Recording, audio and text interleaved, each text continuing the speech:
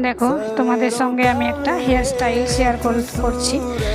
হেয়ারটা অ্যাডভান্সের মধ্যেই রাখার চেষ্টা করছি। কেমন হয়েছে তোমরা বলবে। প্রথমে পুরো চুলটাকে ক্লিম্পিং করে নিয়েছি ভালো করে। পুরো পুরো চুলটা ক্লিম্পিং করে নেওয়ার পরে এয়ার টু এয়ার দেখো পার্টিশন করে নিয়েছি। আর মিডিল পপ করার জন্য কিছুটা হেয়ার রেখে দিয়েছিলাম, সেটাকে মিডিল পপ করে নিয়েছি।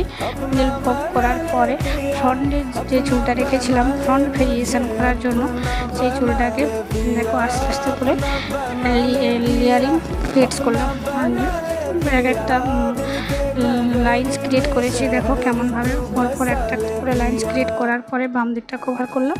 তারপরে ডান দিকটায় গিয়ে আবার একটা একে একে লাইন্স ক্রিয়েট করেছি। বাম দিক লাইন্স ক্রিয়েট হওয়ার পরে পেছনে যে চুলটা রাখা ছিল এটাকে একটা বান ক্রিয়েট করলাম।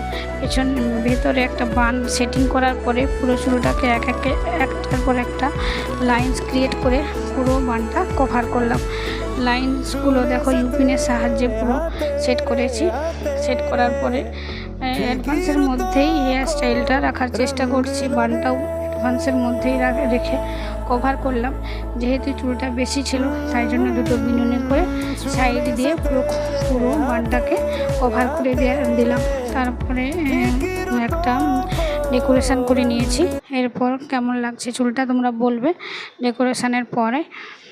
তোমরাও যদি এরকম hair style, sari wrapping, makeup, bridal, reception, party makeup, HD, non HD, air brush যা চাইবে সব রকম মেকআপ আমরা প্রোভাইড করে থাকি। আমার এখানে এসেও করে যেতে পারো, কিংবা বাড়িতেও কন্ট্যাক্ট নাম্বারে যোগাযোগ করে বাড়িতেও